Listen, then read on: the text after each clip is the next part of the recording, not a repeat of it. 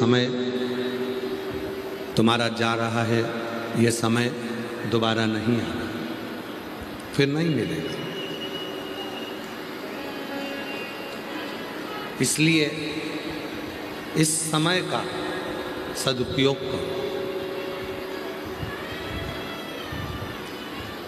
बचपन गया, वापिस लौट कर नहीं आया। जवानी गई, वापिस लौट कर नहीं आई। आधेड़ी गई, वापिस लौट कर नहीं आई। और बुढ़ापा जाएगा तो तुम भी लौट कर वापिस नहीं आओगे। फिर कोई दूसरा जन्म मिलेगा, फिर कोई दूसरा जन्म धारण करेंगे, फिर कोई दूसरा जन्म मिल जाएगा। पर कभी देवादिदेव महादेव से जाकर प्रार्थना करा करो, भगवान शिव से निवेदन करा करो, भोले बाबा ऐसी करुणा करना, ऐसी कृपा करना, जितने भी जन्म मेरे पृथ्वी पर हों, हम इतना पुण्य तो नहीं करें कि हमको बहुत सारा कुछ मिल जाए, पर जितने भी जन्म हमें पृथ्वी पर मिले, हर जन्म में शिव महापुराण की कथा मिले और आपका आशीर्वाद मिले। इससे हर जन्म में आपका आशीर्वाद मिले, हर जन्म में शिव पूजन करूं, हर जन्म में भगवान शंकर की भक्ति करूं, हर जन्म में शिव की साधना करूं, हर जन्म में भगवान शंकर की आराधना करूं, हर जन्म में मैं शिव की साधना में लगे। हर जन्म, जितने जन्म मुझे मिले, जितने जन्म, और कोई पिछले जन्म के अच्छे कर्म मुझे बाबा तेरा साथ मिला। कोई पिछले जन्म के अच्छे कर्म मुझे बाबा तेरा साथ मिला। जहाँ सारी दुनिया झुकती है, जहाँ सारी दुनिया झुकती है, मुझे वो आली दरबार मिला, दरबार मिला। कोई पिछले जन्म के अच्छे कर्म मुझे बाबा तेरा साथ मिला। कोई पिछले जन्म के अच्छे कर्म मुझे बाबा तेरा साथ मिला। बड़े प्रसन्न होना, मानव का देह मिल गया। बड़े प्रसन्न होना, अच्छे घर में जन्म हो गया। बड़े प्रसन्न होना, अच्छा परिवार मिल गया। बड़े प्रसन्न होना, छत्रपति वीर शिवाजी की भूमि पर जन्म हो गया। बड़े प्रसन्न होना कि हमें भारत की भूमि मिल गई। बड़े प्रसन्न होना कि हमें हमारा भारत राष्ट्र मिल गया। और बड़े प्रसन्न होना कि जन्म मिलने के बाद कोई अच्छा गुरु जिंदगी में मिल गया, जिसने आपको और हमको शिव से जोड़ दिया और शंकर की भक्ति कराई। प्रसन्न।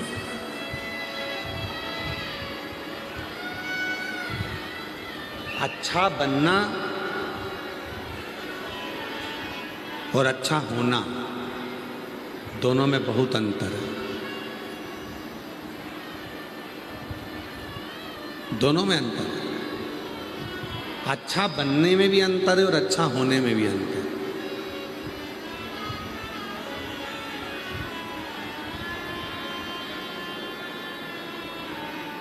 जमीन और आसमान का अंतर होता है अच्छा बनना और अच्छा होना। हो सकता है हमारी बात का आप लोगों को थोड़ा सा बुरा लग जाए, पर सही कहे ना, दुनिया की निगाह में अच्छा बनने के लिए लोग ना जाने कितना कितना लोगों की जिंदगी खराब कर देते हैं। अच्छा बनना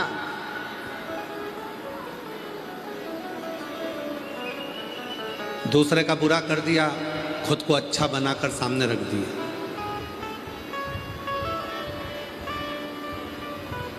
दूसरे के लिए बुराई कर दी, खुद ने अपना अच्छा बनकर सामने आ गया। दूसरे के लिए गलत बोल दिया, खुद सामने अच्छे बनकर आ गए। अच्छा बनना और अच्छा होना, इन दोनों में बहुत अंतर, बहुत अंतर। आज पूरी दुनिया अच्छे बनने का नाटक कर रही है। हम अच्छे हैं, बाकी के सब बुरे। मैं अच्छी हूँ, मेरी देवरानी बुरी है। मैं अच्छी हूँ, मेरी जेठानी बुरी है। मैं अच्छी हूँ, मेरी सास बुरी है। मैं अच्छी हूँ, मेरी बहू बुरी है। मैं अच्छा हूँ, मेरा बेटा बुरा है। मैं अच्छा हूँ, मेरा पिता बुरा है। मैं अच्छा हूँ, मेरा रिश्तेदार बुरे हैं। रिश्तेदार कहते हैं मेरे रिश्तेदार बुरे।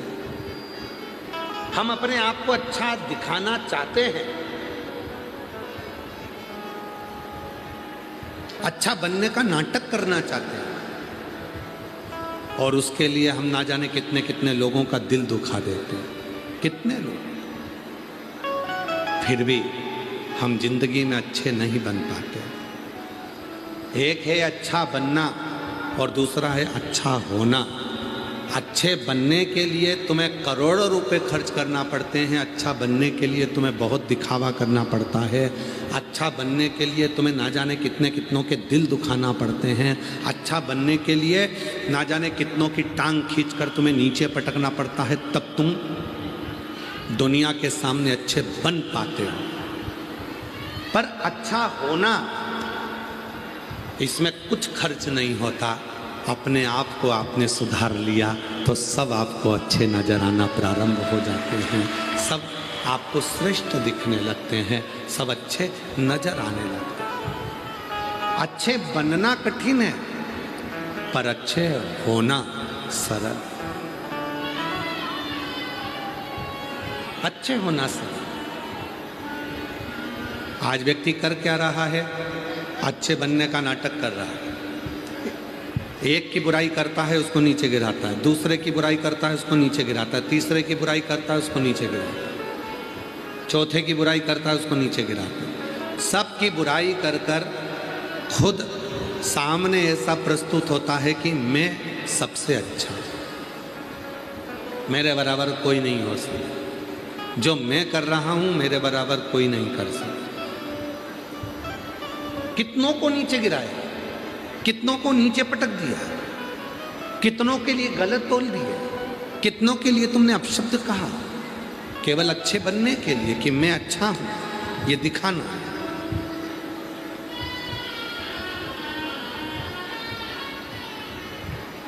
मेरी दूधनाल की जीजियों, मेरे जीजाओं, मेरी बेटियों, मेरे बेटाओं, मेरे बुजुर्ग माँ बाप, याद रखना, जिंदगी में अच्छे बनने के नाटक मत करना। किसी को नीचे गिराने की चेष्टा मत करना। आप स्वयं अच्छे बनने का नाटक मत करो, अच्छे हो जाओ।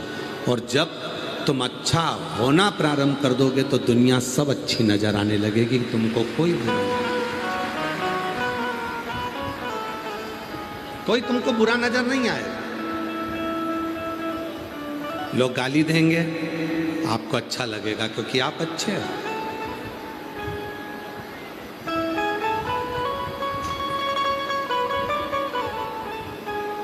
एक मार्ग से गौतम बुद्ध निकल कर जा रहे थे।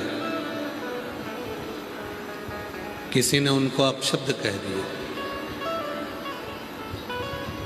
गौतम बुद्ध आगे निकल गए। गांव के लोगों ने कहा उसने तुमको गाली दी, उसने तुमको अपशब्द कहा और तुमने जवाब नहीं दिया। गौतम बुद्ध बोले, मैंने पत्थर उठाकर तुमको मारा,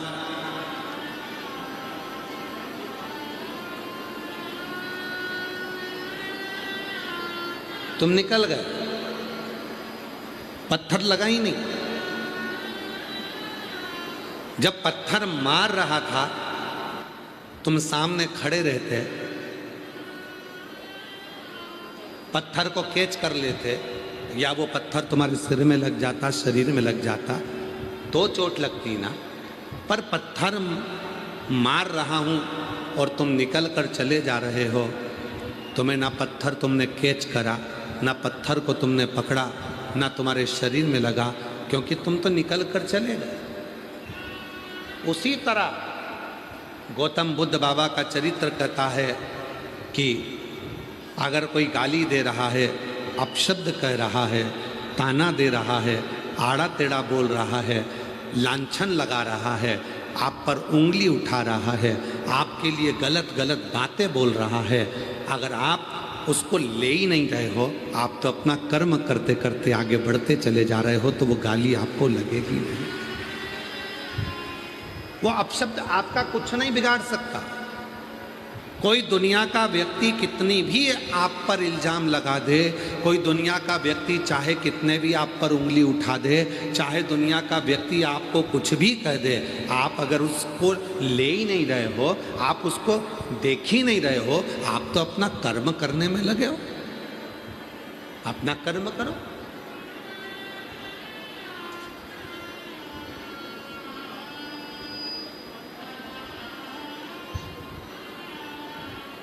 महाराज, एक कुएं के अंदर मेंढक रहते थे, बहुत सारे मेंढक कुएं में। मेंढक क्या करते थे? कुएं से निकलने का प्रयास करते थे। दीवार पे चढ़ते, फिर नीचे गिर जाते, फिर चढ़ते, फिर नीचे गिर जाते।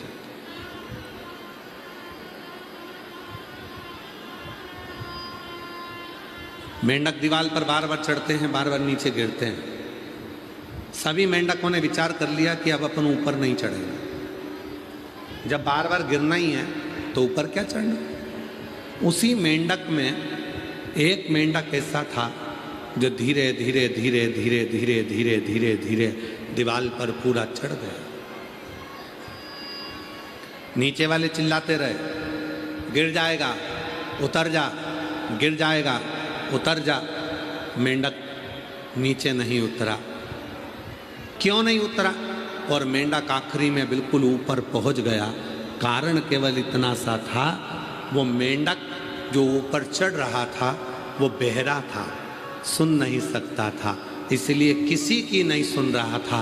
वो तो बस चलते जा रहा था, चलते जा रहा था, चलते जा रहा था, और वो मेंढक आखिरी में मंजिल तक पहुंच गया। शिव पुराण कहती है, बहुत मिलेंगे आपको, दुनिया पूरी भरी पड़ी है। कोई आप पर चोरी का इल्ज़ाम लगाएगा, कोई आप पर आक्षेप लगाएगा, कोई आपको गाली देगा, कोई आपको अपशब्द कहेगा, कोई आपको ताने देगा, कोई ना जाने कैसी कैसी बात करेगा, ना जाने किस तरह से तुम्हें बदनाम करने का प्रयास करेंगे, ना जाने किस तरह से तुम पर इल्ज़ाम लगाया जाएगा, ना जाने किस तरह से तुमको आक्षेप लगाया जाएगा। पर तुमको उनके चक्कर में नहीं पड़ना, उनको शोर मचाने दो और तुम अपने पथ पर चलते जाओ। एक दिन तुम मंजिल पर पहुंच जाओगे और वो शोर मचाते रहेंगे। उनका काम है शोर मचाना, उनका काम है अपशब्द कहने का, उनका काम है ताना देने का, उनका काम है गलतियों को केवल सामने प्रस्तुत करने का, उनका काम है उंगली उठाने का, उनका काम है केवल आड़े टेढ़े वचनों को बोलने का। पर आप उन वचनों पर ध्यान मत दो।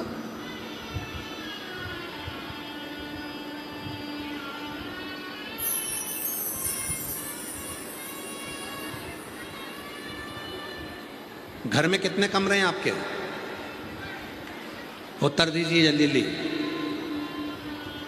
हमको उत्तर मत दो, अपने मन में सोच के रखो।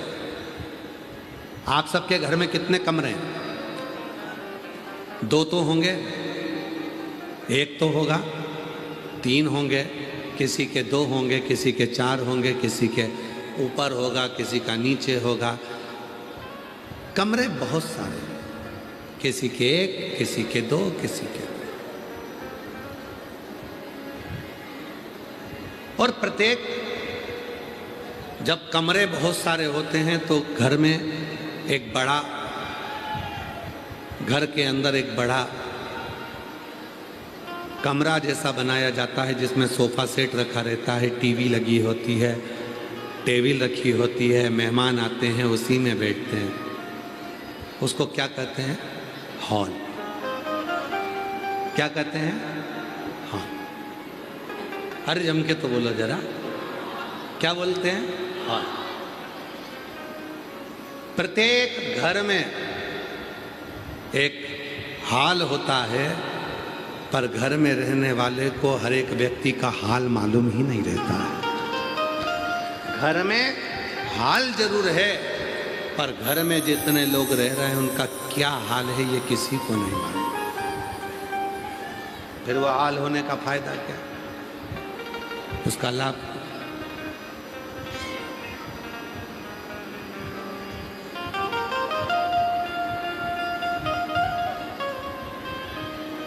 मालूम है आपको? रसोई घर एक होता था, पूरा घर उसी में जाता, भोजन बनाता, भोजन करता। हमको याद है लगभग 20 से 22 वर्ष पहले की एक कथा। भादली महाराज भुसावल, शायद भुसावल के वहीं से जाना होता हुआ, भादली महाराष्ट्र का एक गांव। बात 20-22 साल पहले की बात है। कार्तिक महीने में 20-22 साल पहले हमने वहां कथा करी थी।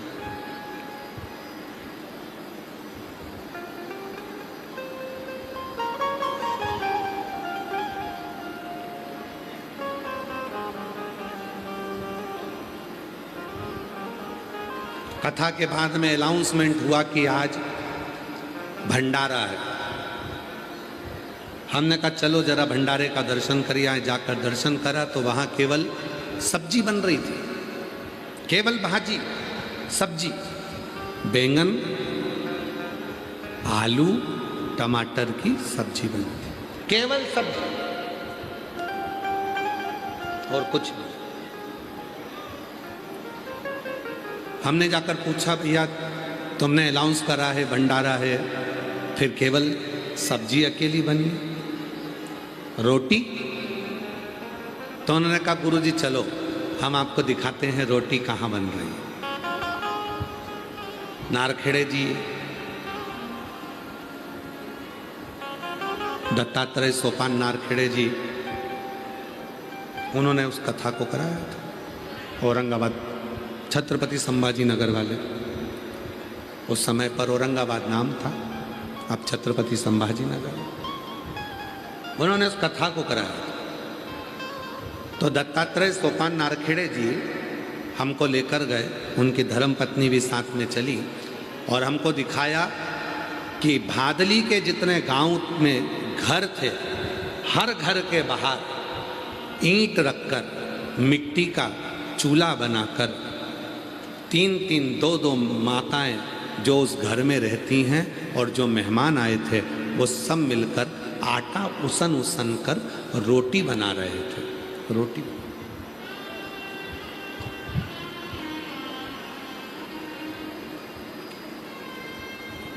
हमने पूछा ये सब क्या कर रहे हैं?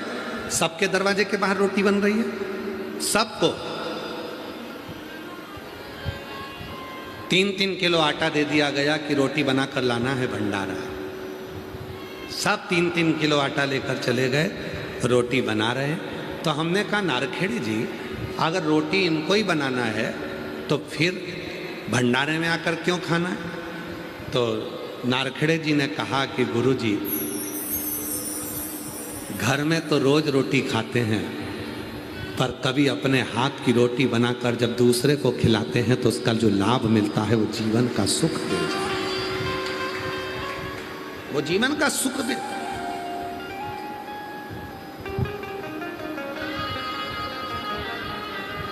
वो जीवन का आनंद देता है।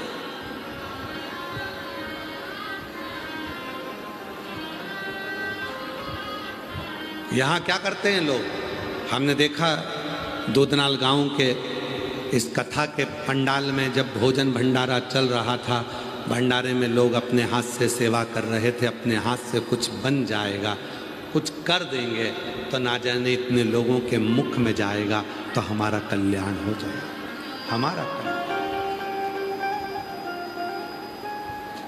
एलईडियाँ चालू करवाइए, एलईडियाँ। हमारे जीवन में कुछ ना कुछ अच्छा होगा, हमारे जीवन में कुछ श्रेष्ठ अच्छा। बस यही शिव कथा कहती है। परिवार में 25 लोग रह रहे हैं, 15 लोग रह रहे हैं, 10 लोग रह रहे हैं महाराज, पर उस परिवार में एक दूसरे का पूछने वाला कोई नहीं है। माँ कमरे में सिर बांध कर पड़ी है, उसका सिर दुख रहा, पिता खांस रहा, बड़ी बहू अपना कमर लेकर पड़ी हुई है पलंग पर, छोटी बहू के हाथ में दर्द हो रहा है, वो अपने कमरे में पड़ी है, बड़ा बेटा अपने कमरे में है, छोटी बहू अपने कमरे में, मंजला अपने कमरे में, माता पिता अपने कमरे में, सब एक दूसरे सब तकलीफ में है। सब ने अपने अपने परिचितों को बोलकर कोई बाम मंगवाया, कोई दवाई मंगवाया, सब खा रहे हैं, पर कोई किसी से पूछने को तैयार नहीं है।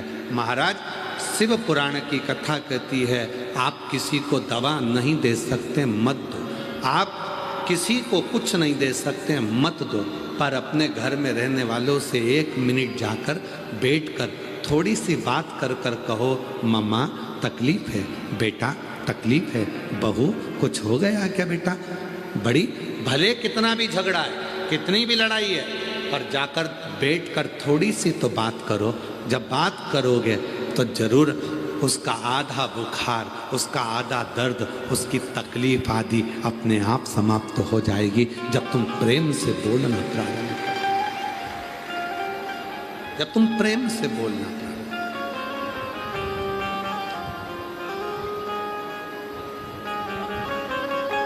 कोई प्रेम से बोलने वाला नहीं। मत बनो अच्छे, अच्छे बनने का नाटक मत करो, अच्छे हो जाओ। नाटक नहीं करना हमें अच्छा बनने का। अच्छे बनने का नाटक करेंगे तो दूसरे को नीचे गिराना पड़ेगा, मैं अच्छा हूं बाकी सब बेकार है।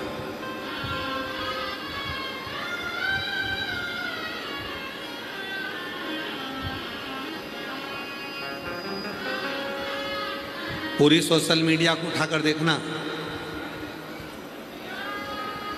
किसी कथाकार की, किसी महाराज की जितनी बुराई नहीं होती होगी, उससे 4 गुना ज़्यादा बुराई सीहोर वाले बाबा की होती है। पूरी सोशल मीडिया उठाकर देखिए,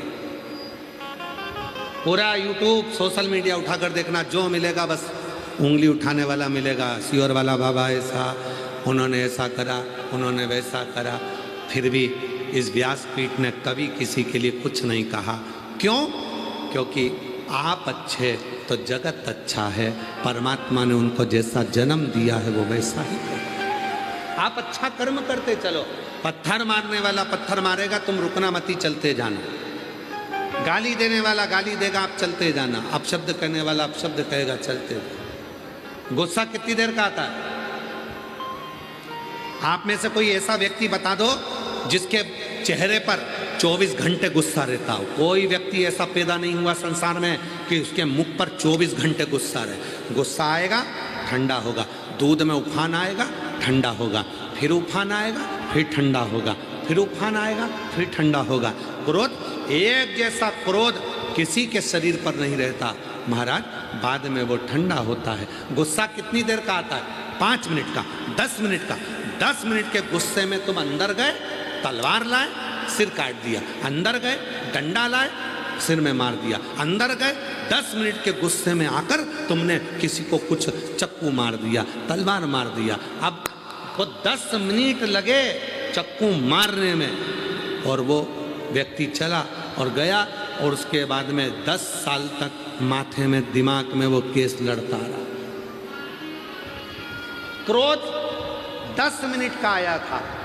10 मिनट में तुमने 1 महीने तक अपने घर में तुम सास से अच्छी बात करते हो, घर में बहुत सेवा करते हो। जितनी मेरी जीजियाँ बैठी हैं, जितनी मेरी बेटियाँ बैठी हैं, और जितनी मेरी बुजुर्ग माताएं बैठी हैं, घर में एक महीना तुम बहुत अच्छे रहते हो, एक महीने के अंदर फिर ना जाने ऐसा क्या हो जाता है कि तुम काम तो करती हो, हाथ पैर भी हिलाती हो, तो भोजन भी बनाती हो, कपड़े भी धोती हो, तुम सब काम करती हो, पर एक महीने में ना जाने तुम्हारी जीवान को ना जाने क्या हो जाता है कि सब करे धरे पर एक मिनट में पानी फिर जाता है। किसी से पूछो तुम्हारी बहू कैसी है, तो क्या गुरुजी बहुत बढ़िया है। तुम्हारी सास कैसी है, गुरुजी मेरी सास जैसी दुनिया में सास नहीं होगी। फिर दिक्कत क्या है, सास तो अच्छी है पर उसकी जीवान खराब है। बस बहू अच्छी है और जीवान गड़बड़ है।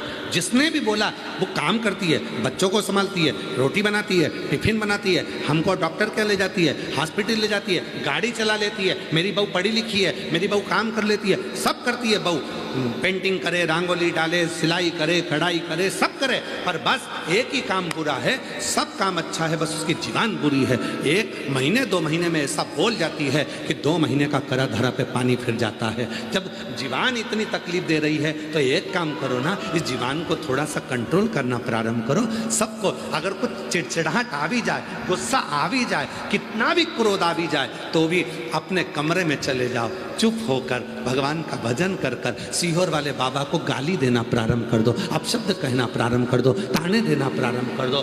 किसी को मत दो, तुम तो सीहोर वाले बाबा को दो।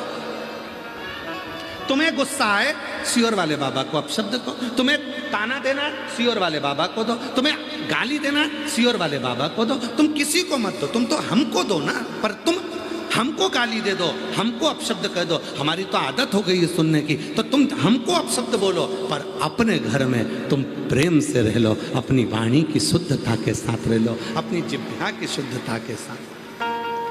अब हमको दे दो, हम ले लेंगे, कोई बात नहीं, इतना लेते हैं और तुम्हारा भी ले लेंगे। बोलो, अपशब्द बोलना, ताने देना तुम। पर मेरी जीजियों से निवेदन है, गुस्सा आए सीहोर वाले बाबा को गाली देना, पर अपनी सास को नहीं। सासों से निवेदन है, तुम्हें गुस्सा आए तुम सीहोर वाले बाबा को अपशब्द कहना, पर अपनी बहू को नहीं। तुम आपस में प्रेम से रहना। सीहोर वाला बाबा बस यही चाहता है, सबके अंदर प्रेम हो, सबके अंदर करुणा हो, सबके अंदर वात्सल्यता हो।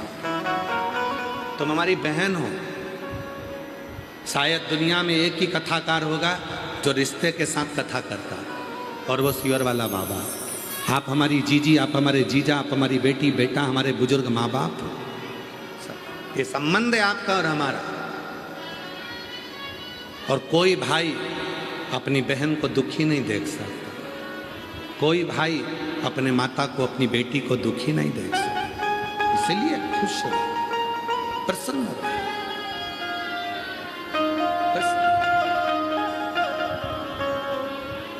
जितनी प्रसन्नता आपके जीवन में, उठाओ सारा कचरा फेंकिए।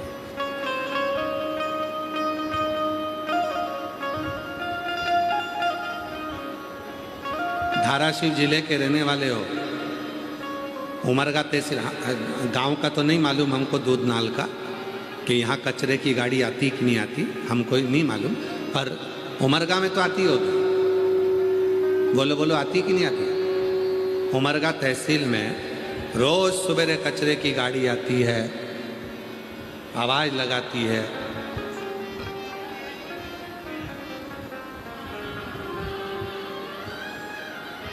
खूब आवाज लगाती है कि कचरा डाल दो, खूब आवाज लगाती। रोज कचरे की गाड़ी को देखकर खुश हुआ करो। हमारे दरवाजे पर रोज कचरे की गाड़ी आती है, रोज आवाज लगाती है कि कचरा डाल दो। वो एक ही बात कहती है कि अपने भीतर का जो कचरा है वो सुबेरे सुबेरे मेरी गाड़ी में डाल दो। दिन भर अच्छे से रहना, बदबू मत मारना, अच्छे से अपने घर को रखना, सुखी रहना।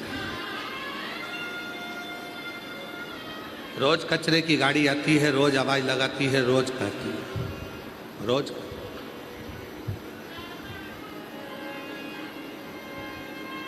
प्रेम दीजिए, स्नेह दीजिए।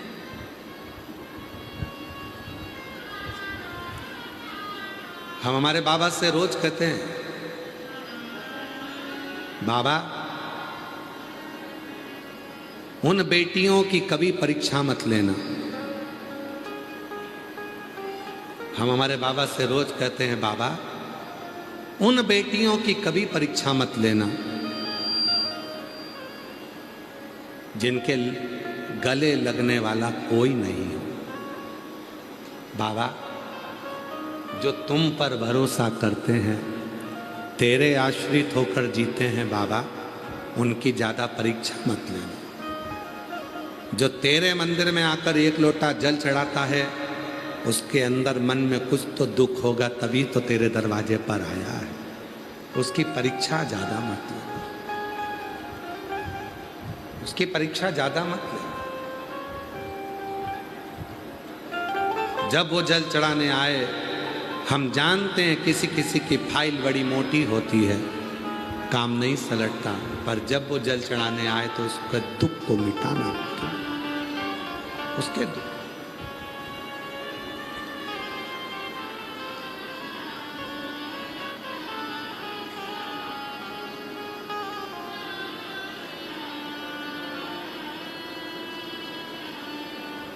है कष्ट दुनिया में,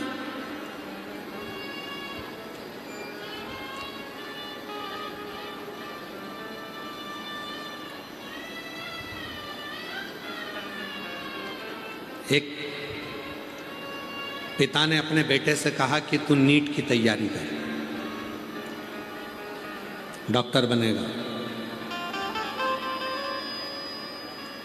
क्लियर हो जाएगा तेरा एग्जाम, पढ़ाई कर। बेटा पढ़ाई कर रहा है और उसका नीट क्लियर नहीं होता।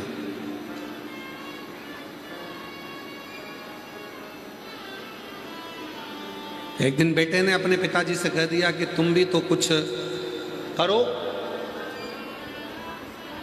पति 50 साल की उम्र हो गई थी और अपनी पत्नी से बोला, तो सियोर वाले बाबा को इतना सुनती रहती है, जब देखो जब सियोर वाले बाबा की कथा आस्था चैनल पर चला के बैठ जाती है, कभी मोबाइल पर सुनती रहती है, तेरा पेट नहीं भरता सियोर वाले बाबा की कथा सुनते सुनते? पत्नी ने कहा नहीं, मुझे सीरियल देखना पसंद नहीं है, नाटक देखना पसंद नहीं है, मुझे फिल्म देखना पसंद नहीं है, मुझे तो केवल एक ही चीज पसंद है कि सियोर वाले बाबा की कथा, और वो मैं सुनूं। अगर तेरा विश्वास इतना है सियोर वाले बाबा पर, तो क्या मेरी सरकारी नौकरी लग सकती है?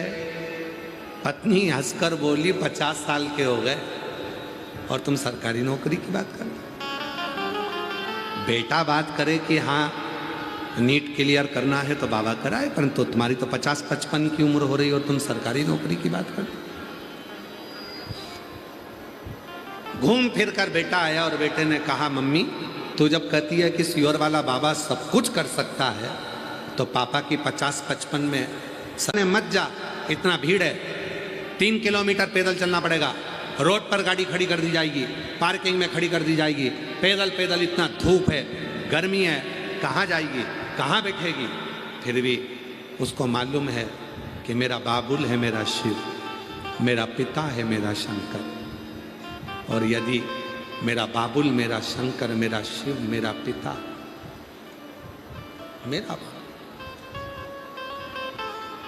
मेरा शंकर, मेरा बाबुल, मेरा पिता, मेरा शिव, मेरा शिव, उसके सिवा कोई नहीं, तो वो मुझे संभाल लेगा। लेव परीक्षा मेरे शिव, मना नहीं, खूब खूब परीक्षा, पर है मेरे भोलेनाथ, उसकी परीक्षा मत लेना जो तुम पर बहुत भरोसा करता है। उसकी हिम्मत ना टूट जाए, उसकी हिम्मत ना टूटे।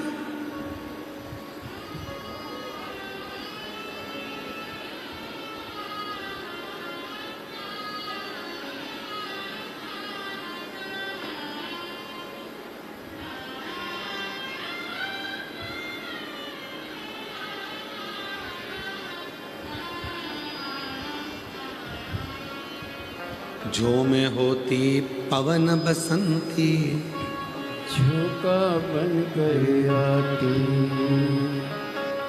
जो मैं होती पवन बसंती झोंका बन कर आती, बन न सकी मैं हवा का झोंका, बन न सकी मैं हवा का झोंका।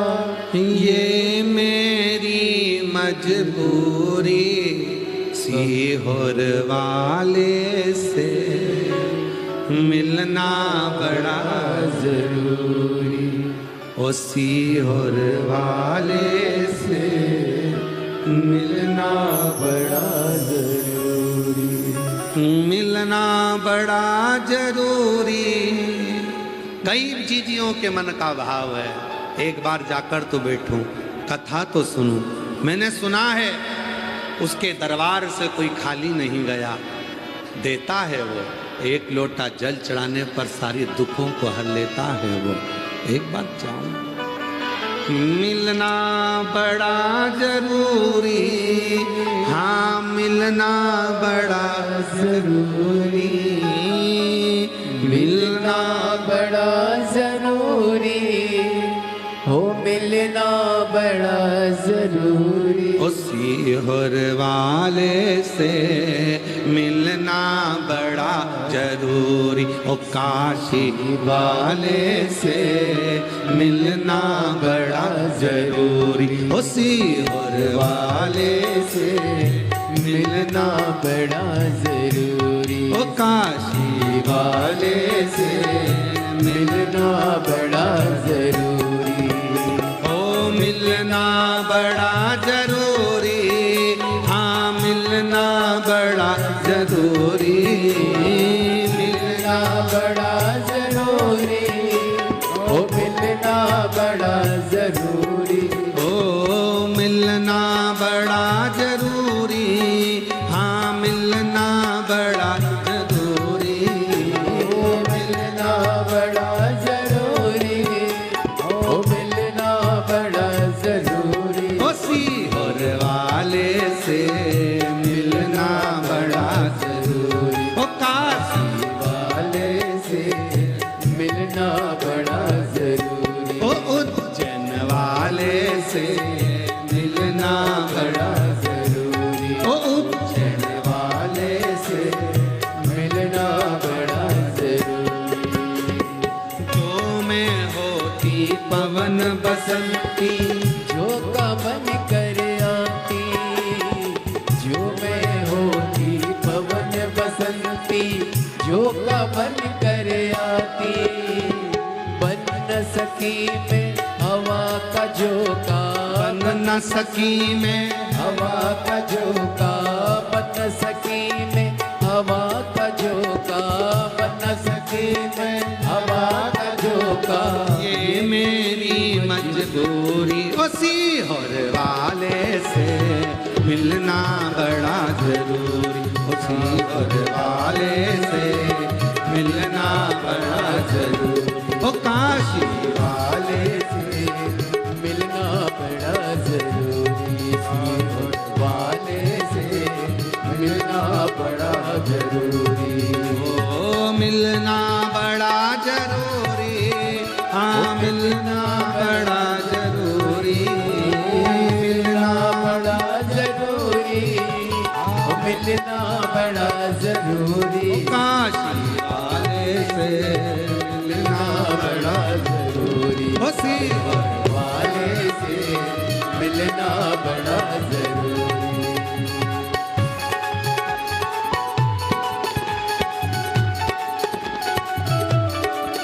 शंभो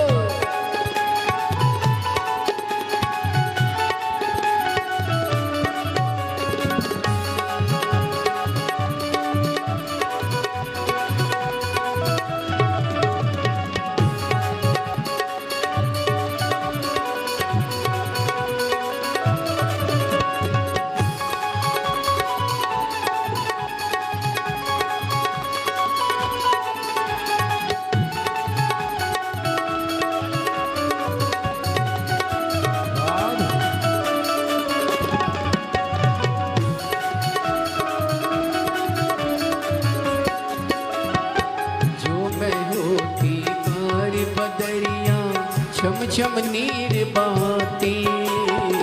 जो मैं होती कारी बदरिया छम छम नीर बहाती। जो मैं होती कारी बदरिया छम छम नीर बहाती। जो मैं होती कारी बदरिया छम छम नीर बहाती। गरज गरज के बरस बरस के तुमको नित नहलाती। गरज गरज के बरस बरस के तुमको नित नहलाती। बन सकी मैं कारी बदरिया बन सकी मैं कारी बदरिया बन सकी मैं कारी बदरिया बन सकी मैं कारी बदरिया। ये मेरी मजबूरी काशी वाले से मिलना बड़ा जरूरी। काशी वाले से मिलना बड़ा जरूरी। उसी हुर वाले से मिलना बड़ा जरूरी। सीहोर वाले से मिलना बड़ा जरूरी। ओ मिलना बड़ा जरूरी। मिलना बड़ा जरूरी। मिलना बड़ा जरूरी। सीहोर वाले से मिलना बड़ा जरूरी। अपने स्थान पर बैठकर बाबा देवाधिदेव महादेव को अपने मन का भाव कहिए, प्रार्थना करिए, विनय करो, निवेदन करो। बाबा को अपने मन का भाव कहिए। ये कथा आज विराम हो जाएगी। 2 जून को फिर 9 जून से 15 जून बलखंडी नाथ फुलवरिया बलिया उत्तर प्रदेश में 1 बजे से 4 बजे तक कथा रहेगी। फिर 18 से 24 जून भटिंडा पंजाब में 2 बजे से 5 बजे तक शिव महापुराण की कथा रहेगी। ऐसे ही कथाओं के क्रम 24 जुलाई से 29 जुलाई तक गुरु पूर्णिमा महोत्सव सीहोर कुबरेश्वर धाम पर रहेगा। 5 दिवसीय उसमें कथा रहेंगी। और फिर गुरु पूर्णिमा महोत्सव 29 तारीख का रहेगा।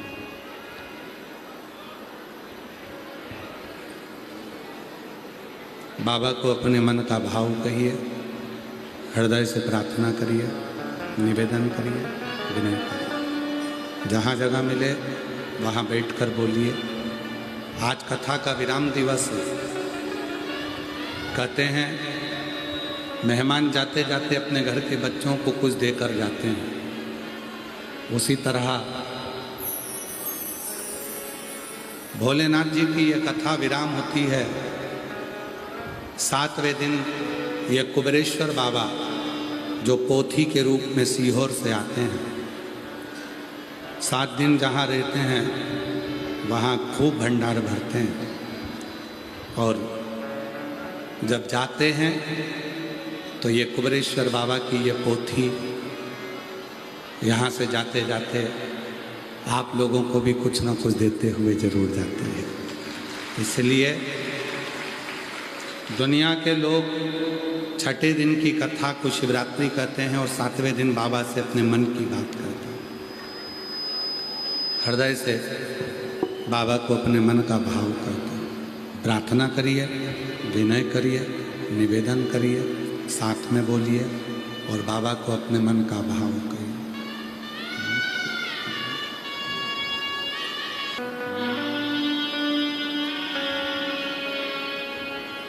श्री शिवाय नमस्तु। श्री शिवाय नमस्तु। श्री शिवाय नमस्तुभ्यं श्री शिवाय नमस्तुभ्यं श्री शिवाय नमस्तुभ्यं भोला सब दुख काटो ओ भोला सब दुख काटो शिव शंकर जपो तेरी माला बोले बाबा जपो तेरी माला भोला सब दुख काटो ओ भोला सब दुख काटो वेश मंगलकारी वेश मंगलकारी शमशान वासी हमारा शमशान वासी हमारा ओ भोला सब दुख काटो ओ भोला सब दुख काटो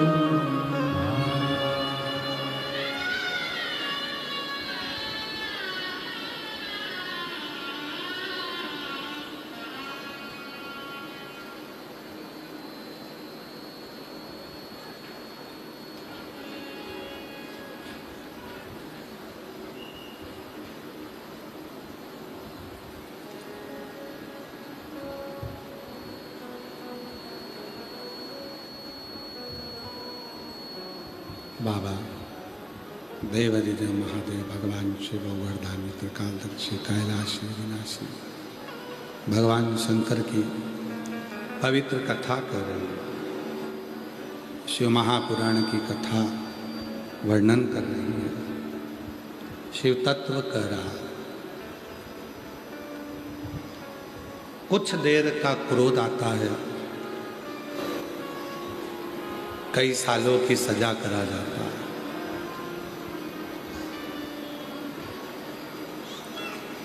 और जिह्वा पर कुछ देर श्री शिवाय नमस्तुभ्यम आता है, भगवान शंकर का नाम आता है, शिव नाम आता है।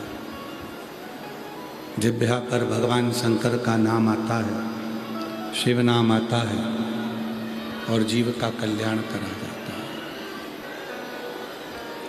भगवान शंकर की जो शरणागति है, भगवान शिव की जो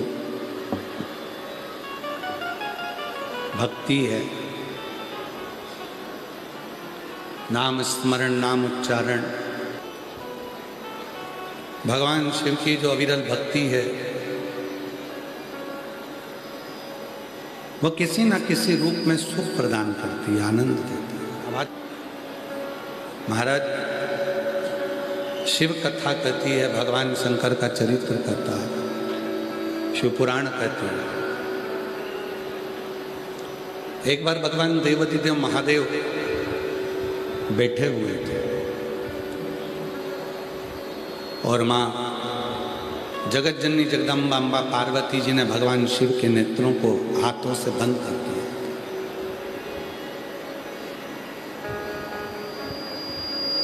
कितना अंतर आता है नयन के अश्रु का।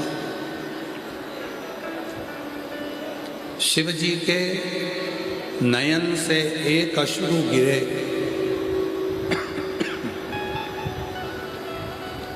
तो उससे रुद्राक्ष उत्पन्न हुआ।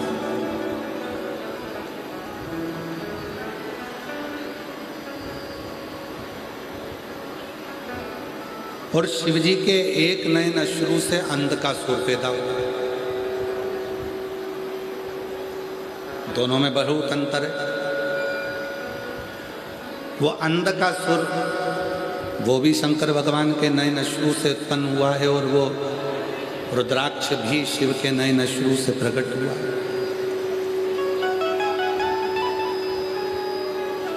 दोनों ही श्रेष्ठ। अब उसमें जो रुद्राक्ष है,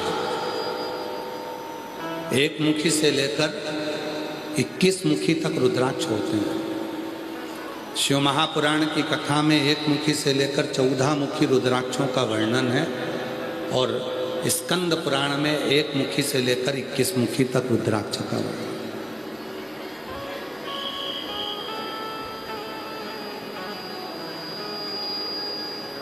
ये दोनों तरह के रुद्राक्षों का स्मरण शिव पुराण में एक मुखी से लेकर 14 मुखी है, और स्कंद पुराण में एक मुखी से लेकर 21 मुखी रुद्राक्षों का वर्णन।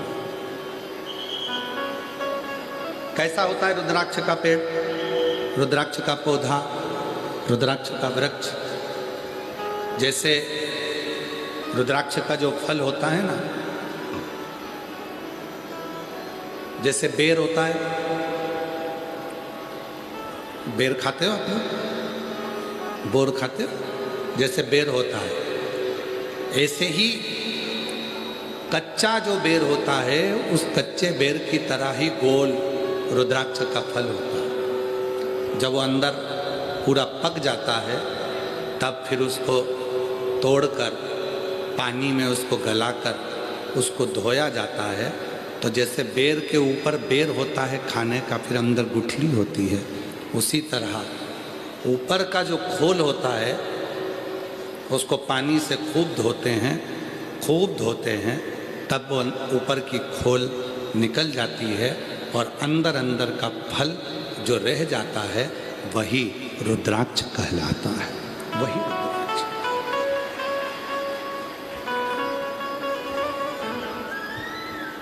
भारत की भूमि पर सीहोर कुबरेश्वर धाम का जो रुद्राक्ष होता है, हमारे यहाँ सीहोर में रुद्राक्ष जो डायरेक्ट कहीं से ऐसा बाजार से नहीं आता है।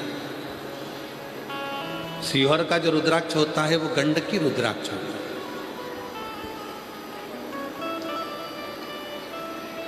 पेड़ों पे लगे हुए रुद्राक्ष पक्षियों के कारण या हवा के चलने से जो गिर जाते हैं और पानी में बहकर गंडकी में चले जाते हैं। गंडकी नदी एक ऐसी नदी जिसकी पत्थर को भी शालिग्राम बना देती है।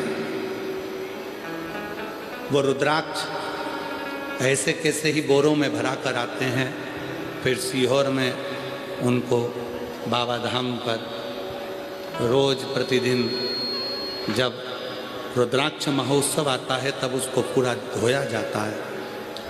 फिर उन रुद्राक्षों को बाबा का जो बड़ा शिवलिंग है, आप लोग एलईडी पर दर्शन कर रहे होंगे शिव जी के बड़े शिवलिंग का, जो कुबरेश्वर धाम का जो बड़ा शिवलिंग है, जो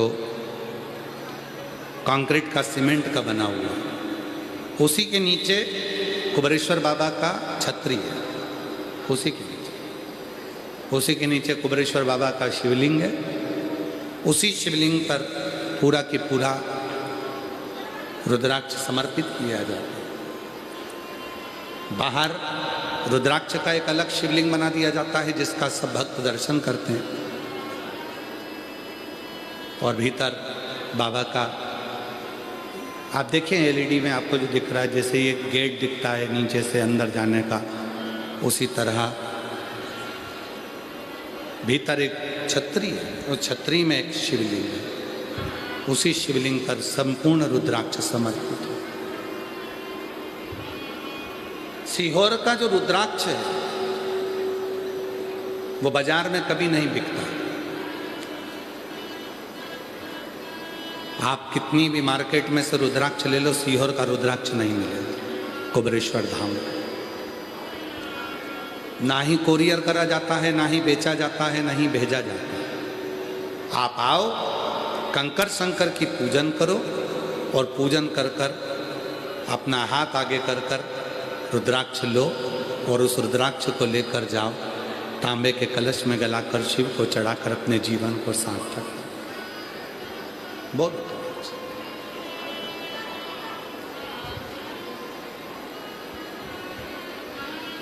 संपूर्ण सुख देने वाला। तो एक मुखी से लेकर 14 मुखी तक रुद्राक्ष होते हैं। भगवान शंकर के नयन अश्रु से रुद्राक्ष का पौधा उत्पन्न हुआ। पर एक बार माता पार्वती जी ने भगवान शंकर के नयन बंद कर लिए और नेत्र बंद करने पर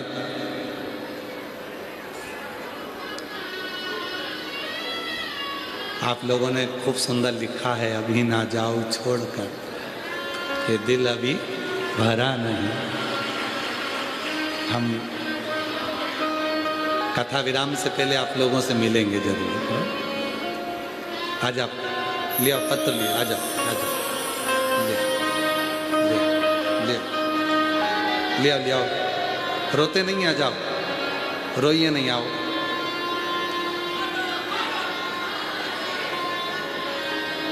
हाँ लिया, लिया।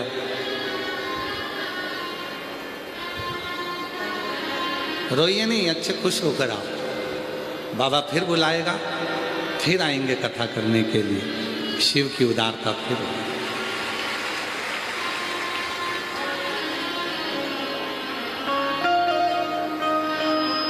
शंभु शंभु, आओ, रोते नहीं है, अच्छा खुश खुश विदा करो, भाव से आनंद से, फिर बाबा बुलाए।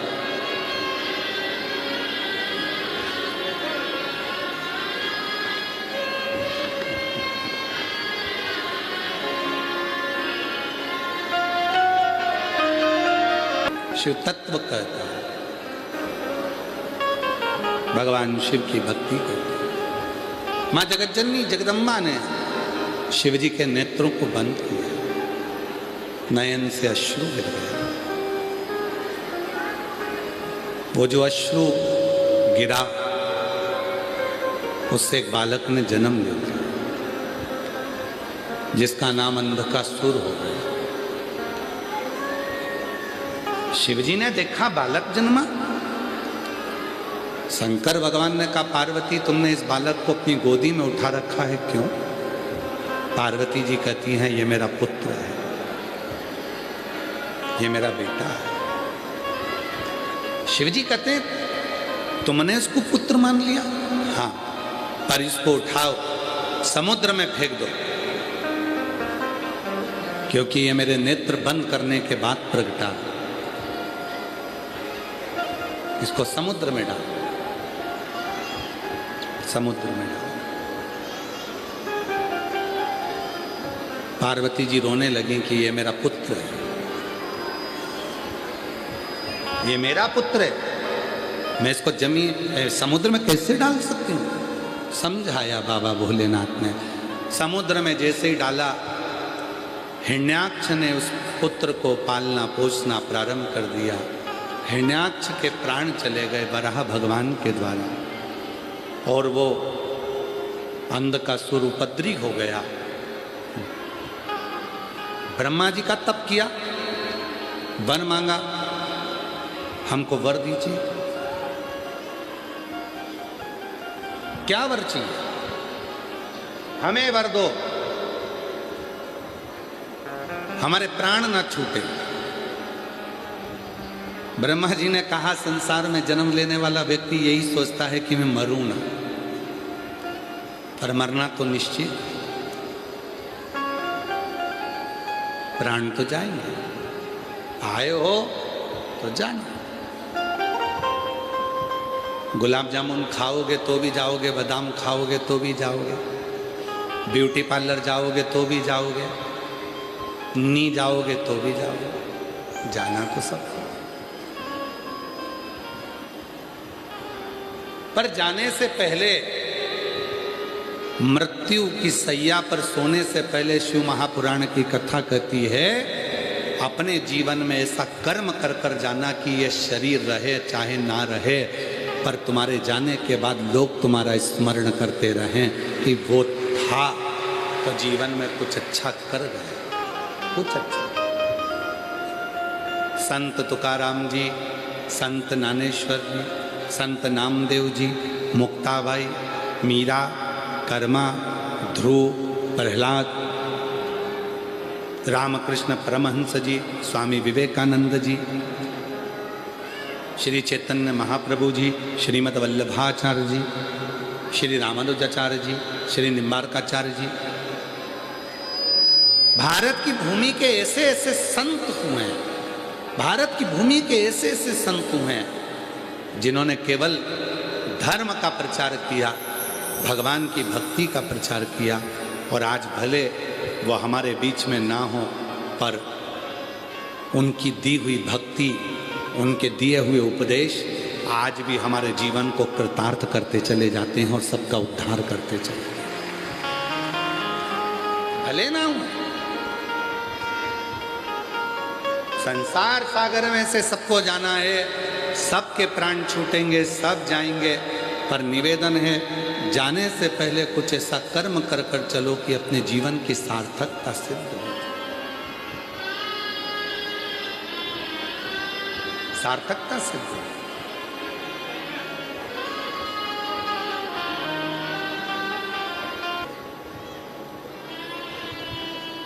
धन्यवाद देते रहो उसको, तूने कृपा करी है, तू करुणा करना, तू दया करना, तेरी कृपा बना। और कृपा की न होती जो आदत तुम्हारी, तो सुनी रहती अदालत तुम्हारी। गरीबों के दिल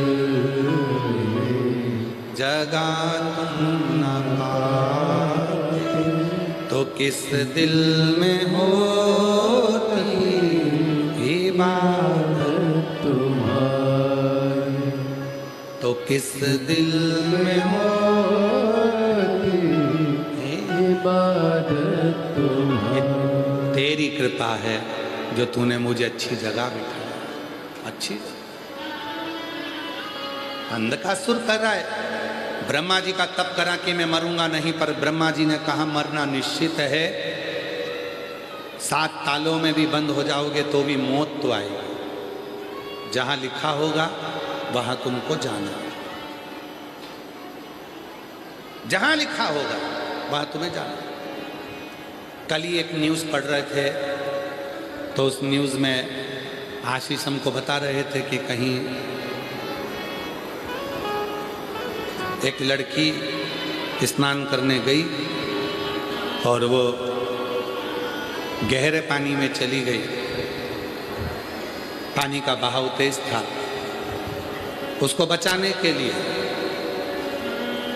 एक एक कर कर 5 लड़के कूद गए, 5 लोग कूद गए।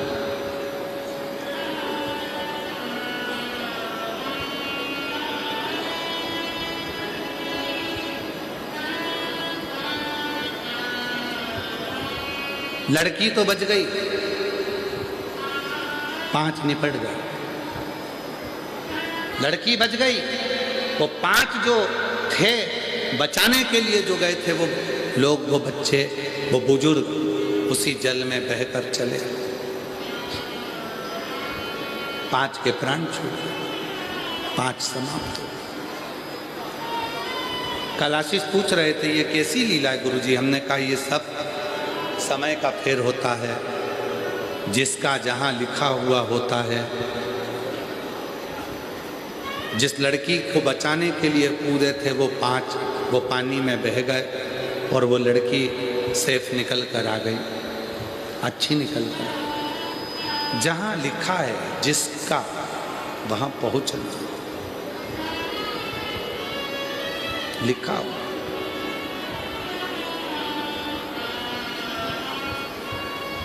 कहां लिखी है मृत्यु वहां तक तुमको लेकर जाए, कहां लिखा है तुम्हारा जन्म वहां तुमको लेकर जाए। जन्म मरण, मरण मतलब मौत, और परण, परण मतलब विवाह। जन्म मरण परण, ये 3 मेरे महादेव के हाथ में है, मेरे शिव के हाथ। जन्म भी शिव के हाथ में, मृत्यु भी शिव के हाथ में, और विवाह भी शिव के हाथ में। डॉक्टर ने कहा 15 दिन में डिलीवरी हो जाएगी, 15 दिन में जापा हो जाएगा। मालूम पड़े दर्द उड़ गया तो 2 दिन पहले ही हो गया। डॉक्टरनी ने कहा था इतनी तारीख तक बच्चा हो जाएगा, जांच के लिए गए तो कभी और 8 दिन आगे जाएगा। जन्म, हाथ देखकर, पत्रिका देखकर ज्योतिषाचार्यों ने कहा था वाह वाह वाह वाह, खूब जिएगा, खूब लंबी उम्र है। ज्योतिषाचार्य बोले थे खूब लंबी उम्र है, एक्सीडेंट हुआ, निपट गया, मर गया। और किसी ने कहा था बहुत छोटी सी उम्र है, बहुत छोटी सी उम्र, इसके साथ ऐसा होगा, दुर्घटना होगी, मर जाएगा। 75 साल का हो गया, 80 साल का हो गया, नहीं गया। मरण शिव के हाथ, परण, विवाह। कितने लड़कों के फोटो आए थे मेरी जीजी और तुम्हारे लिए, और जितने मेरे जीजा बैठे हैं उनसे भी पूछो कितनी लड़कियों के फोटो आए। कोई ने कहा मामा जी बोले इस लड़की से कर लो, काका जी बोले उस लड़की से कर लो, कोई बोला उस लड़की से कर लो, कोई बोला उस लड़के से कर लो। तुम सब के लिए कम से कम 2-4 जगह के रिश्ते आए, अलग अलग लड़के आए, तुम सब के लिए अलग अलग लड़की आई, अलग अलग लड़की के रिश्ते आए, पर तुम्हारी किस्मत में यही लिखी थी वही मिली है। तुम्हारी किस्मत में जो लिखा था वही मिला, वही शांति, तुम्हारी किस्मत में वही मिला, कोई दूसरा। जन्म, मरण, परण, 3 शिव के हाथ में, कोई दूसरा नहीं पलट सकता।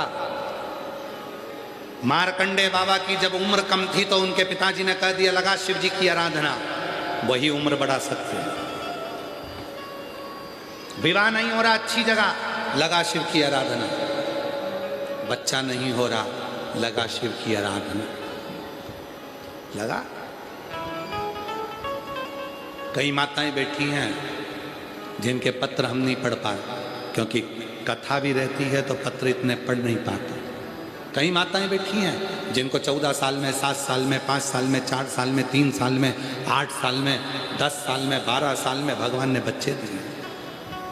कई ऐसी बैठी हैं जिनके घर में पुत्र नहीं था, बाबा ने पुत्र दिया। और कई माताएं अपने अपने बच्चों को लेकर आई भी हैं, ऐसा नहीं है कि नहीं आई हैं। अगर आई हो तो हम तो उनसे निवेदन करेंगे कि आप भले अपने स्थान पर खड़े हो जाओ, क्योंकि इतने सारों को तो हम यहाँ नहीं बुला पाएंगे क्योंकि समय का रहता है। तो अगर लाए हैं और पत्र भी आपके आए हैं और हम नहीं पढ़ पाए हों तो हम करवद्ध निवेदन करें, वहीं से आप बाबा को प्रणाम करो। वहीं से दिया बाबा ने कई।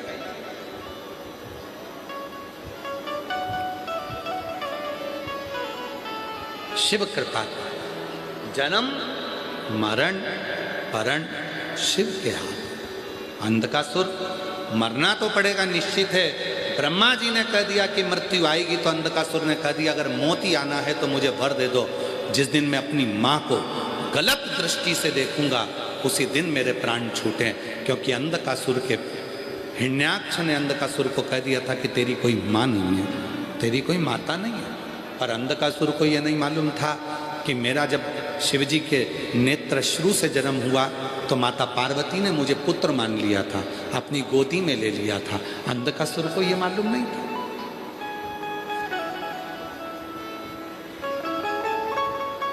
जिस दिन मैं अपनी माता को गलत दृष्टि से देखूंगा बस उसी दिन मेरे प्राण छूटे। तथास्तु, वर दे, तथास्तु।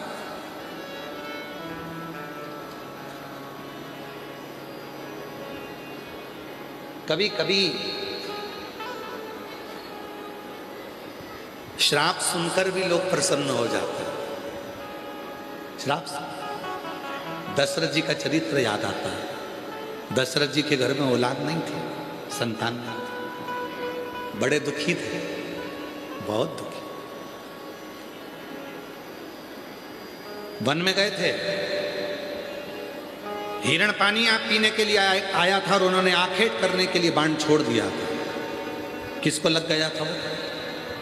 श्रवण कुमार। श्रवण के माता पिता के पास में वो जल लेकर गए थे और माता पिता ने श्राप दे दिया था, दशरथ हम अपने पुत्र के वियोग में प्राणों को त्याग रहे हैं, तुम्हें भी अपने पुत्र के वियोग में प्राणों को त्यागना पड़ेगा। दशरथ जी रो भी रहे थे और खुश हो भी रहे थे। रो इसलिए रहे थे कि श्राप लग गया और खुश इसलिए हो रहे थे 60 साल की उम्र हो गई, बच्चे नहीं थे। ये कहकर जा रहे हैं कि पुत्र के वियोग में रोना पड़ेगा, मतलब मेरे घर औलाद जरूर होगी, मतलब मेरे घर में संतान जरूर होगी। ये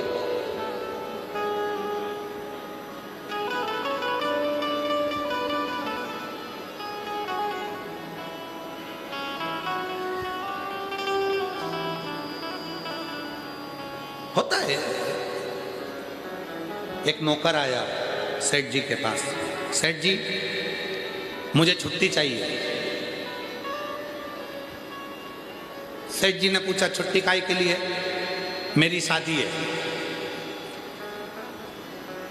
ठीक है, कितने दिन की चाहिए? नौकर ने कहा पहले मुंह देखूंगा, उसके बाद बताऊंगा कि कितने दिन छुट्टी लूंगा। पहले पत्नी का मुंह तो देखो, मुख तो देखो, फिर बताऊंगा कितने दिन की छुट्टी चाहिए।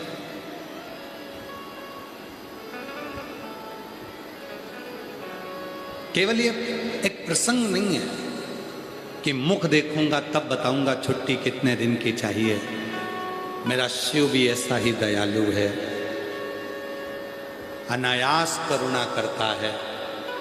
कहते हैं जब हम शिव के मंदिर में एक लोटा जल चढ़ाने के लिए जाते हैं, अपना मुख शंकर के सामने जाता है तो शंकर उसी समय पर करुणा करना प्रारंभ कर देते हैं, कृपा कर।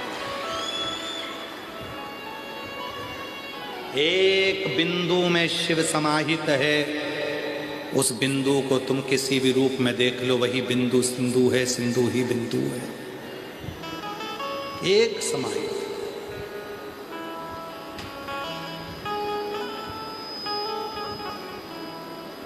प्रजापति ब्रह्म कुमारी आश्रम की कई बहनें अगर आपके इधर भी आती होंगी तो वो आपको बताती होंगी एक चित्र में कि ये बिंदु है, बस इसी तेज बिंदु का ही सर्वस्व तेज संपूर्ण ब्रह्मांड में संपूर्ण विश्व है।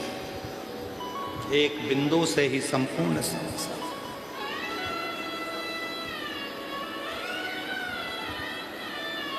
वीर शिवलिंगाय संप्रदाय में गुरु आपको बताते हैं कि ये शिवलिंग यही एक बिंदु है, यही शिव है, संपूर्ण ब्रह्मांड इसी है, संपूर्ण।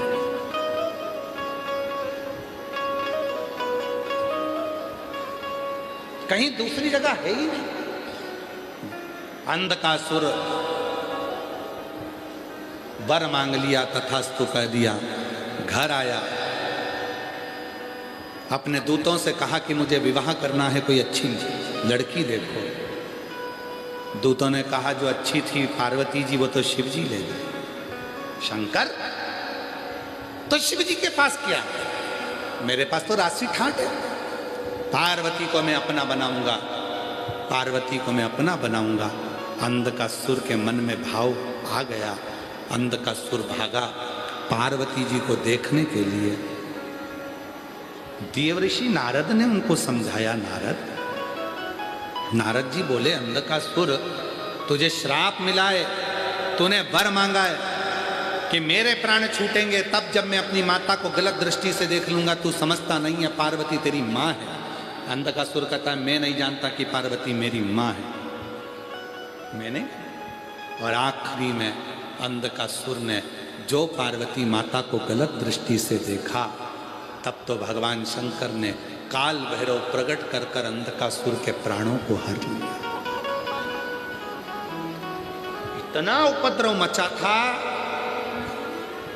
एक बत्रासुर के समय पर, एक अंधकासुर के समय पर, एक तारकासुर के समय पर। सारी ब्रह्मांड, सारी पृथ्वी, सारी सृष्टि डोलने लगी थी। सारी पृथ्वी डोलने लगी थी। अंधकासुर के समय पर भी, तारकासुर के समय पर भी, वृत्रासुर के समय पर भी देवासुर संग्राम हुआ था। सारे देवताओं का खजाना खाली हो गया था। जब 2-3 राष्ट्र आपस में झगड़ते हैं तो उसका असर केवल 2 राष्ट्र पर नहीं पड़ता, पूरे विश्व पर पड़ता। और आज संपूर्ण भारत, क्या पूरी दुनिया देख रही है, जब 2 देश आपस में लड़ रहे हैं तो उसका असर भारत में क्या सारे देशों पर होता है। खजाने खाली हो गए। जब देवासुर संग्राम हुआ सारे खजाने खाली, सब खजाने खाली। इंद्र की सत्ता का वैभव चले गया। गरुण, वरुण, देवता सबके खजाने खाली हो गए। युद्ध हो कैसे? धनी नहीं है। कुबेर के पास गए तो कुबेर के खजाने खाली हो गए। लक्ष्मी जी के पास गए तो नारायण ने कहा लक्ष्मी के पास कुछ भी नहीं। लक्ष्मी ने कहा मेरे पास कुछ भी नहीं। सब खाली हो गए क्योंकि ये देवासुर संग्राम में सब नष्ट हो गए, सब नष्ट। अब करे तो करे क्या? इस देवासुर संग्राम में सब नष्ट हो गया। लक्ष्मी जी के पास भी लक्ष्मी नहीं बची, कुबेर के पास में वैभव नहीं बचा। फिर आखिरी में कुबेर लक्ष्मी जी के पास गए, लक्ष्मी और कुबेर भगवान ब्रह्मा के पास गए। ब्रह्मा विष्णु जी के पास आए और भगवान विष्णु ने कहा जब संसार के लोगों के पास कुछ नहीं होता, देवताओं के पास कुछ नहीं होता, तब देने वाला केवल एक ही होता है, वो केवल देव अधिदेव महादेव होता है। चलो अपन सब उसके पास चले। शिव महापुराण की कथा कहती है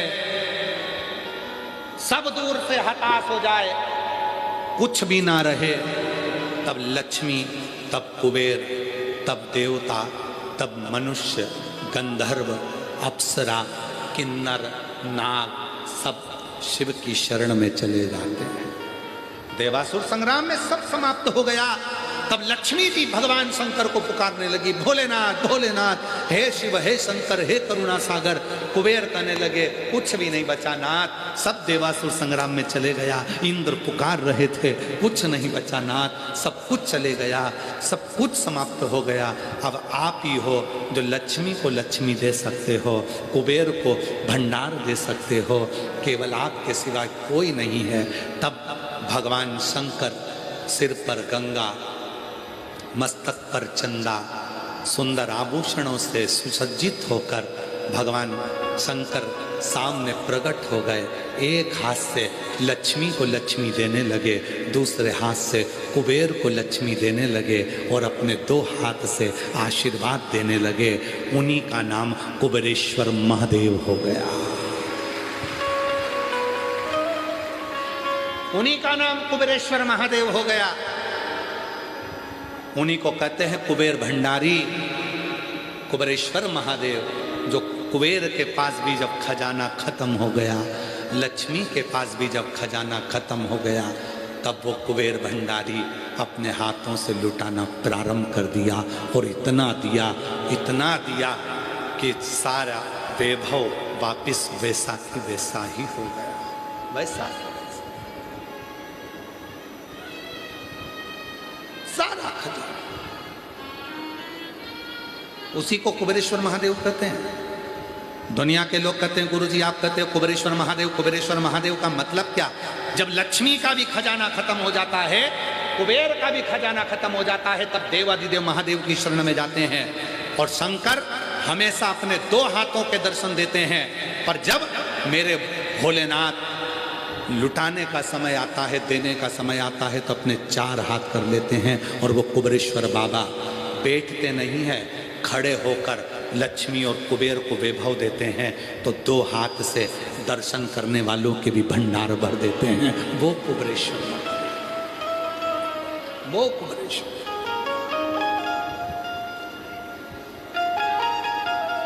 सुसज्जित वैभव। कई लोग कहते हैं सीहोर आते हैं कुबेरेश्वर धाम में वहाँ का रुद्राक्ष लेते हैं, कंकर शंकर पूजन करते हैं, जो मांगो वो मिल जाता है। क्यों मिल जाता है? उसका नाम कुबेरेश्वर है, खाली नहीं छोड़। सारे तीर्थ भले एक बार जाना मना नहीं, पर कुबेरेश्वर धाम पर तो बाबा से कहना कि हर 3 महीने में बुलाते रहना, ऐसी कृपा कर दे। हर महीने बुला, तो देते रहना, मैं आते रहूं। आप लोगों से निवेदन है, कुबेरेश्वर धाम जब भी आओ तो एक शब्द जरूर बोल कर जाना, तू देते रहना, मैं आते रहूंगा। तू देते रहना, तू देगा, मैं आऊंगा। जब कुछ होगा ही नहीं तो फिर कैसे आऊंगा? तू देना, मैं आऊंगा।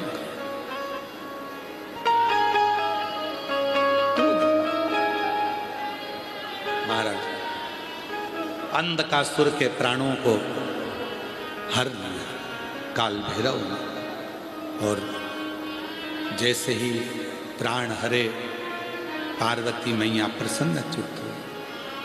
भले पुत्र था पर गलत विचार रखे, इसलिए प्राण हरना भी जरूरी था।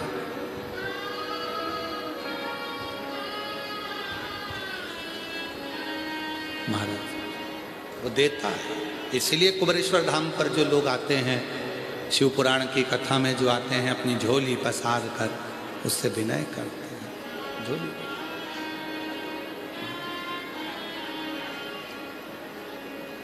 मुझे तेरा ही सहारा है,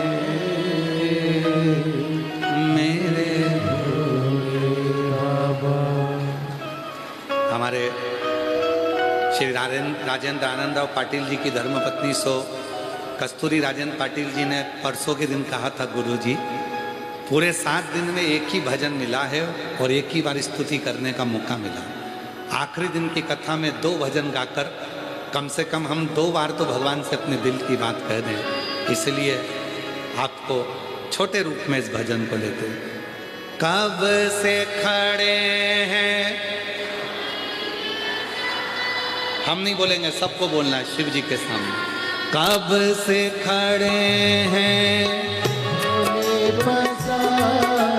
क्यों ना सुने तू मेरी पुकार। कब से खड़े हैं, झोली पसार, क्यों न सुने तू। की भूमि में ऐसा क्या है?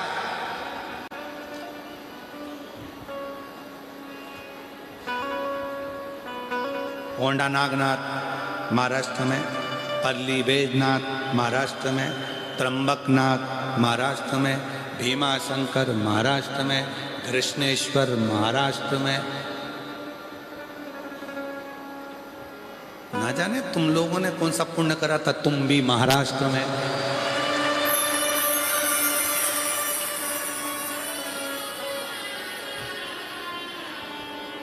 और छत्रपति वीर शिवाजी महाराज महाराष्ट्र में, और केवल महाराष्ट्र में नहीं, छत्रपति वीर शिवाजी महाराज पूरे भारत देश में, पूरे भारत में। और उन्हीं का नारा था, जय भवानी, जय भवानी। और ललकारते थे, हार हार जो ललकार कर कर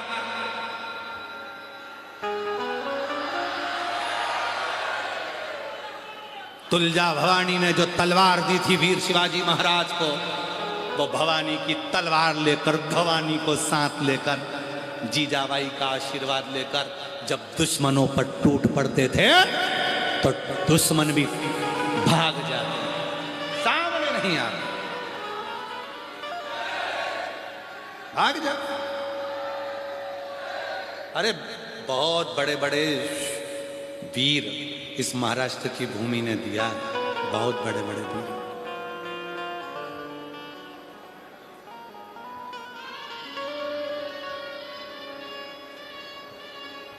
बहुत अहिल्याबाई इसी महाराष्ट्र की, इसी महाराष्ट्र अहिल्या।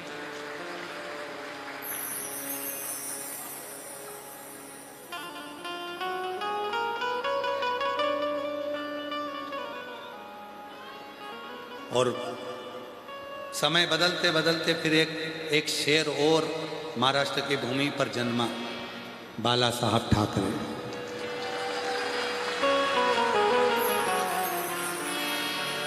बड़ा भारी थे। महाराष्ट्र की भूमि पर ऐसा शेर जन्मा था, जब जब सनातनियों पर, हिंदू पर उंगली उठती थी तो वो भी पूरी मुंबई को हिलाकर, पूरे देश को हिलाकर रख देता। वो बाला साहेब ठाकरे। जय महाराष्ट्र। वो बाला साहेब ठाकरे। दिया है महाराष्ट्र ने, वीरों को दिया है महाराष्ट्र ने, वीरों को दिया। ऐसा है हमारा महाराष्ट्र।